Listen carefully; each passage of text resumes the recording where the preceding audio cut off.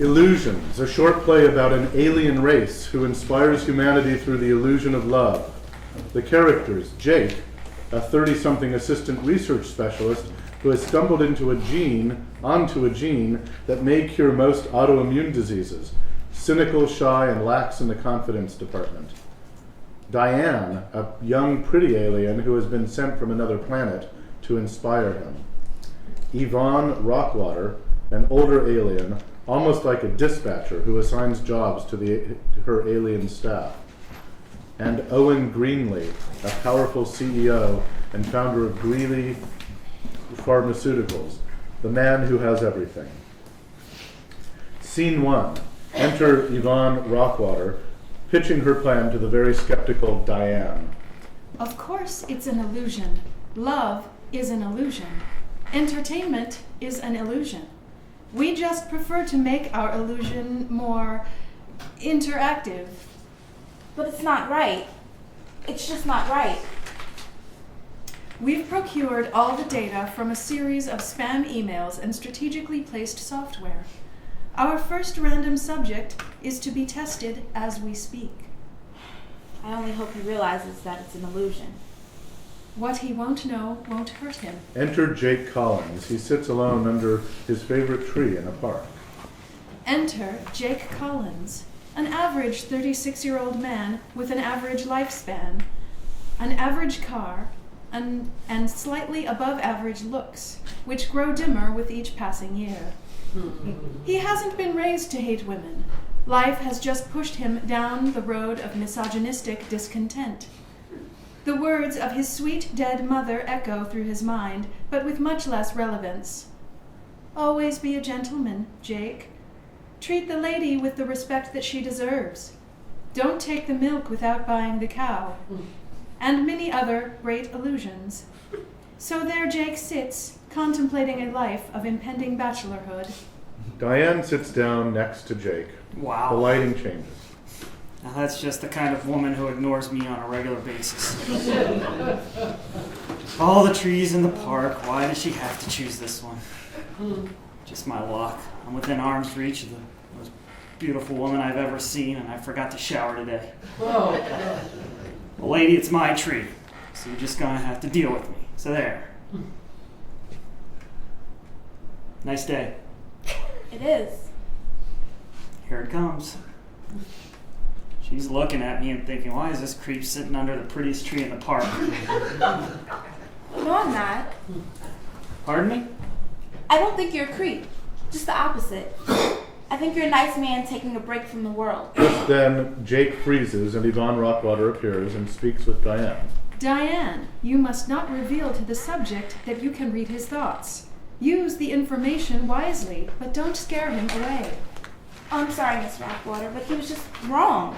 I wasn't thinking bad of him at all. In fact, I'd have volunteered sooner if I knew he was going to be this handsome. Don't forget, you have a job to do. We've chosen you because your records show that you're perfect for him. Now don't mess things up. Okay, Miss Rockwater. I'll do my best. Yvonne disappears. Jake unfreezes. It's just that most people seem to think that I'm a man who spends most of his time alone. It's kind of strange, because that's all. Most people just aren't worth wasting time with, but I'd be willing to take a chance on you. Really? So why is a woman who looks like you sitting in a park talking to a guy like me? Are you trying to say that I'm pretty? I guess so. Then just say so. Who I talk to is nobody's business but my own. Jake. Diane. This poor girl must be nuts. Maybe she's wandered away from a picnic at her group home. Maybe she has a room temperature IQ that is easily masked behind such a pretty facade. Maybe she was just part of an elaborate practical joke. You certainly can think yourself into a corner, can you? Excuse me? Yvonne pops her head back into the scene. Diane sees her, nods and takes the cue. Nothing at all, Jake. It's just that I can see things in people. I can see greatness in you. I see you making a difference in this world. You'd be the first. Why are you telling me this? Because some men just need a little push. And I wanted you to remember that. I want you to not forget that, no matter what happens between us, okay? Okay, I will. Then meet me later for dinner. At my house. I know you're a little short on funds today. Wow, it's like you read my mind. Funny you should say that. Blackout. Scene 2. Lights up on Yvonne. The power of impending love is a motivation that causes men to move mountains, to launch 1,000 ships, to accomplish things beyond their wildest dreams. Yet we've never quite understood it. We can only harness the energy and guide it in a productive direction. Is that so wrong? Inside Diane's house. There's a knock at the door. Diane opens it and Jacob appears armed with flowers and a bottle of wine. I was afraid you wouldn't make it. Make it. I miss spending time with a beautiful woman like you. I'd have arrived here 6 hours ago if you'd let me. I just thought that a handsome man like yourself might have taken advantage of one of your other offers. I'm just glad you chose mine. Other offers? I keep wondering why you picked me. You seem like a kindred spirit. I can spot one a mile away. I can see that you're at a crossroads in your life and wondering what to do next. You saw all this from watching me in the park.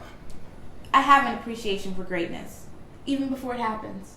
And that's what you see in me? Greatness? Well, I don't know where you came from or who sent you, but you might be onto something. Really? Sure. I was going over an idea in the park when you saw me today. You see, I'm a physician for the last 10 years, and I've been working in research. That sounds exciting. Well, you'd be the first to think so. I mean, it's honorable work. I make a good living testing whatever my bosses tell me to test. Hair replacement products, hormone therapies, weight loss remedies. All very lucrative ideas, except that just a few years ago I stumbled across an enzyme that could be the cure to all autoimmune diseases.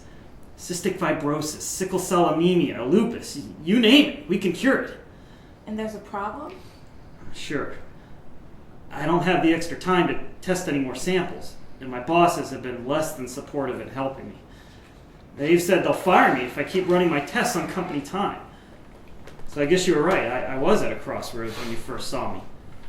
Do I walk into the unknown, away from a comfortable life, or sit on a cure that could change humanity forever? Jake freezes. Yvonne Rockwater enters. That's why we chose our best girl. You certainly haven't made things easy on me. I feel like some kind of cosmic whore. Don't be so hard on yourself. We know how world-changing decisions are really made. Do you actually think that Michelangelo painted the Sistine Chapel hopped up on green tea alone? Did Galileo change the universe without the urging of a woman? Of course not. And don't get me started on Van Gogh.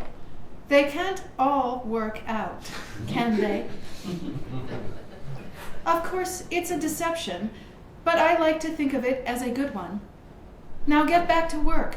People are dying as we speak. Not like there isn't any pressure. You are still my best girl. Yvonne exits. Jake unfreezes. I'm sorry, I shouldn't be telling you this. Look at me, I get asked out by a beautiful woman like you, and all I can do is talk about my problems. I guess that's why I've been single all these years. Don't blame yourself for that. It sounds like you have more worthwhile pursuits. That's a kind way to put it. Testing the silicone in a trophy wife's boob job, designing a skin cream that makes the average housewife look like their favorite movie star. Sounds worthwhile to me. And don't get me started on Viagra. Thanks to me, old men are chasing secretaries around their desks, all across America. But it's paid well, so maybe I should just forget about my stupid ideas and be happy. Very few men have the power to accomplish anything meaningful at all. Even if for now, it's only just a dream. Just don't give up so easily. Exit Diane, as Jake seems to find himself in a restroom talking to the mirror. Okay, let's set the record straight. I'm not really a doctor. I'm a biologist. Okay, I'm not really a biologist either. But I work with a group of biologists and doctors, and I've learned on the job. And all the stuff that I said about research, all that was true. I mean, I look like a doctor. I'm about the right age. I'm losing my hair. It's a believable story. So I told Diane that I was a doctor. Can you blame me? Look at her. I can't tell a woman in her league that I'm an assistant. Okay, second assistant researcher who exaggerated a little to get a job. Fact is, I've been looking over my shoulder for the last 10 years, waiting for somebody to find out. But my bosses really like me. They say that I'm a fast learner. And they've steadily increased my salary each and every year. I've got a bright future, I think, regardless of how I originally got this job. They warned me to stop working on my project. One more time on company time and I'm gone. Where else is a guy who finished 3 semesters at junior college going to make the money doing what I do? Or whatever I'm supposed to be doing? Well, anyway, I've got to get back to Diane. How long can a guy stand here talking to a restaurant? Jake joins Diane, who is sitting at a table reading over a menu. Diane peers over her menu and begins speaking. I don't think my ego can handle taking a man like you out in public. What do you mean? All the women checking you out, the men who are practically running each other over to seek your advice. Are you for real? In what way? Those men who are running over each other to speak with me have never given me the time of day until you came along. They're just talking to me to get a better look at you. And the women, well, you know how they are. They're just curious to see who the most beautiful woman in the room chooses as their dinner date. Whatever you say, Jake. It's good to know that you're not one of those geniuses with an ego. The lights change. You could squash me like a bug. You're beautiful, intelligent, yet you modestly deflect attention my way. A guy could feel quite insecure being with a girl like you. Inferior. But somehow you make me feel like $1 million. Make me feel like I could accomplish just about anything. The lights change. Jake, sometime later, not now, but later, I want you to tell me what's on your mind. I imagine it's quite beautiful, but sometimes a girl just needs to hear it. Fade to black. Scene 3, 1 month later. Yvonne Rockwater addresses Diane. Well, I must admit, Diane, you've been moving him along far faster than we planned. You've exceeded our expectations. Jake has been dutifully performing his day job to stay out of trouble and putting in long hours on that enzyme. It's amazing what a little motivation can do for a man. Miss Rockwater, Yes, Diane? Jake has asked me to marry him.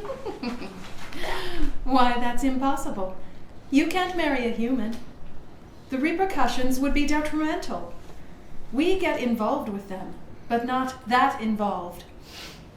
Miss Rockwater, what does love feel like? Ask